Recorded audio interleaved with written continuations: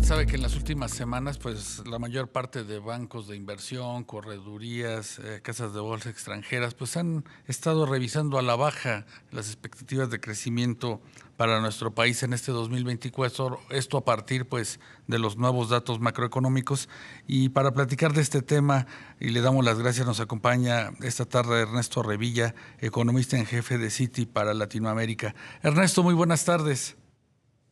¿Qué tal, Rogelio? Muy buenas tardes. Gracias por acompañarnos en este inicio de semana. Ernesto, pues al parecer, pues los pronósticos de prácticamente todos los analistas ya ven que la economía de México crecerá por debajo del 2% este año. Así es, Rogelio. Desde la elección del 2 de junio, los analistas han venido corrigiendo, ajustando los pronósticos macroeconómicos.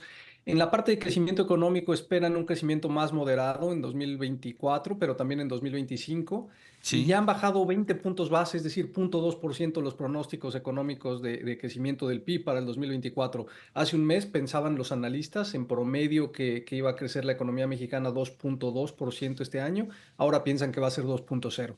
¿Y cuáles serían, digamos que, los elementos, los factores que estarían, digamos que de alguna manera haciendo más lenta la economía? Bueno, yo creo que es un ajuste que viene tanto por el sector externo, ya se nota una desaceleración más clara en la economía de Estados Unidos y eso ya se empieza a reflejar en la economía mexicana. Ya hemos visto los datos de creación de empleo en México durante mayo y junio que han sido malos, se ha Sí. desacelerado la creación de empleo formal, pero por otro lado creo que también es un ajuste de la mayor incertidumbre que existe respecto a lo que vendrá en la próxima administración. Todavía no hay una definición y eso significa un poco más de incertidumbre, un poco menos de confianza del sector empresarial, del sector de la inversión, Sí. y eso en el margen bajará un poco el crecimiento. Todavía creo que nadie está teniendo mucha certeza de cuánto será el impacto del crecimiento, pero la mayor incertidumbre que ya hemos visto en el tipo de cambio y en las tasas ya se empieza a reflejar un poco en el Claro, crecimiento. comienzan a descontar algo. Ernesto, tú que estás muy cerca de la comunidad de Wall Street, ¿cómo tomarían los inversionistas una reforma profunda al Poder Judicial? Más allá de quitar al Pleno de la Suprema Corte, sino irse a todo el Poder Judicial Federal, e incluso muchos hablan que podría llegar al local.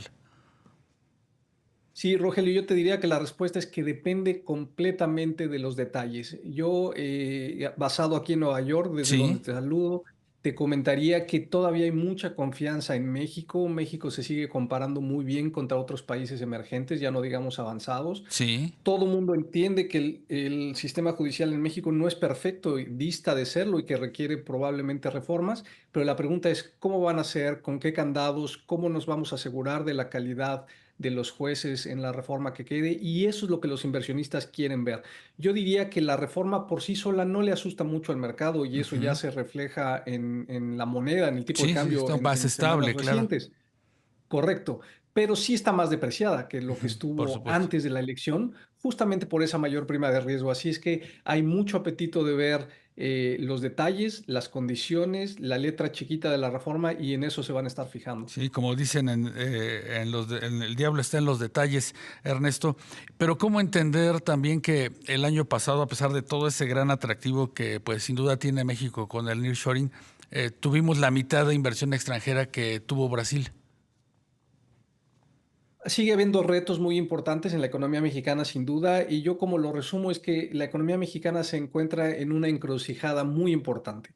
Por un lado, sigue siendo la economía en donde hay una narrativa extremadamente positiva con el nearshoring, una Ujú. narrativa muy buena por estar asociados tan cercanamente a Estados Unidos, que hoy por hoy sigue siendo la economía excepcional en el mundo, y los buenos fundamentos que estábamos platicando.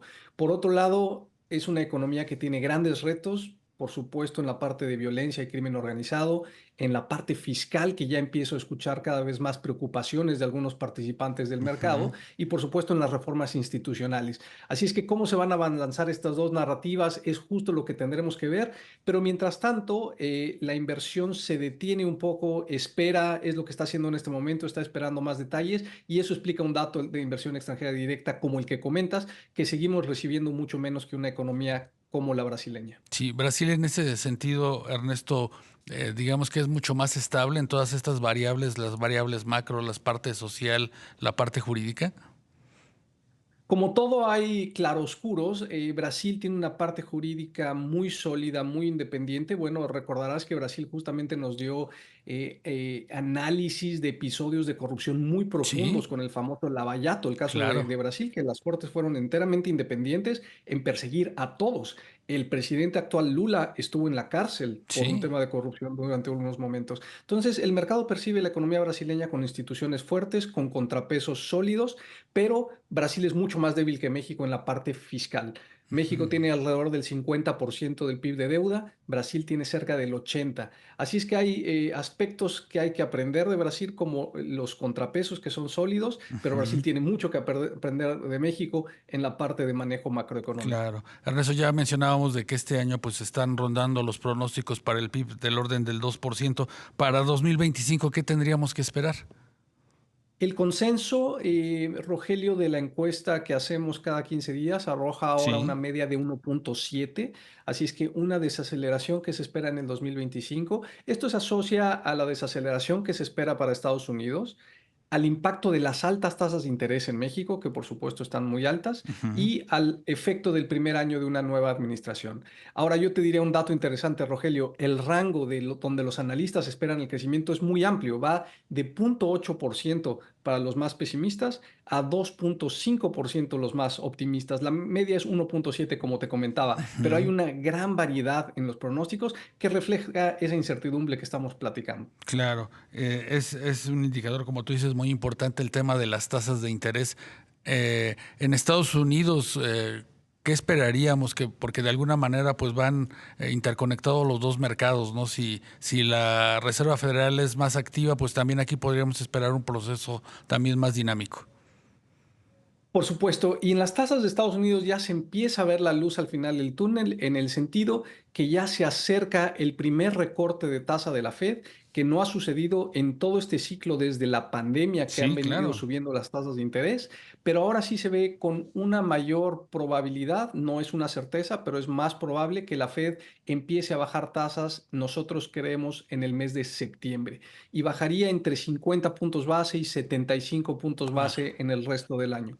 ¿Qué implica eso para México y para Banco de México? Bueno, que el Banco Central encontrará espacio para también continuar la reducción de ujú. tasas de interés en México, y nosotros creemos que Banxico va a seguir de cerca a la Fed, si no exactamente una trayectoria muy parecida. Claro, pues esa tendría que ser una señal muy positiva para la economía, para estos nuevos pronósticos que estamos platicando. Y queremos agradecerle a Ernesto Revilla que nos acompañes desde Nueva York, economista en jefe de Citi para América Latina. Que tengas muy buena tarde. Siempre es un gusto, Rogelio. Muchas gracias. Hasta luego.